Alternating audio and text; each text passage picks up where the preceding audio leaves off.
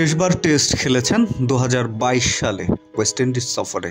এরপর সাদা পোশাকে তার দেখা মেলেনি। তবে এবার ঘরোয়া ক্রিকেটের পরিশ্রমের পুরস্কার পেলেন এনামুল হক বিজয়।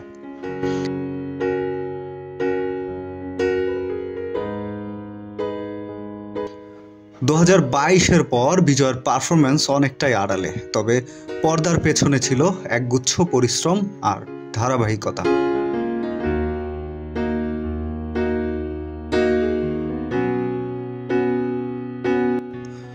চলতি ডিপিএলে করেছেন 874 রান, গড় ছিল প্রায় 80। 4টি সেঞ্চুরি, 4টি হাফ সেঞ্চুরি।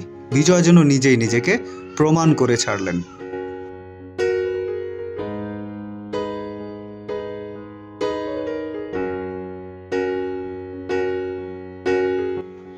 বয়স 32, কিন্তু আত্মবিশ্বাস তরুণদের মতোই। সেই আত্মবিশ্বাসই তাকে এবার ফেরালো জাতীয় টেস্ট দলে।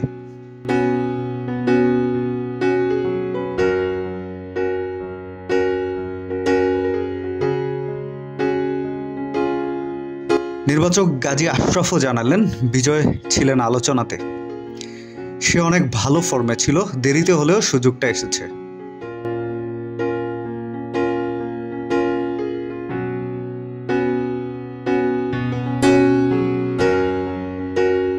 এদিকে দলে 4 স্পিনার থাকায় প্রশ্ন উঠেছে কম্বিনেশন নিয়ে। তানভীর ইসলামের অন্তর্ভুক্তি নতুন চমক, আর হাসান মুরাদ আপাতত জায়গা পাননি, তবে এ দলে নিশ্চিত।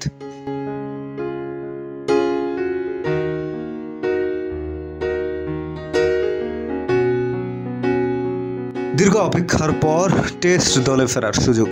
এনামুল হক বিজয় এবার কেমন খেলেন তা দেখার অপেক্ষায় ক্রিকেট প্রেমীরা।